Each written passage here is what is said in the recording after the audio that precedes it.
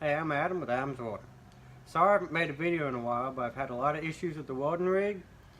I've been struggling with brake issues for a while with it. Finally, I think I got that solved. A couple weeks back, the filter head started leaking, and I changed the O-rings 3 times, still couldn't get it to stop leaking. So I ended up having to do a filter head delete for the heater, and it seems to be holding steady now. So the rig's back drivable. Got over a respiratory virus too. Took me a couple weeks to get over that thing. But I'm back, and I'll be starting my stick welding series starting next week. It'll be 6013 and how to strike an arc.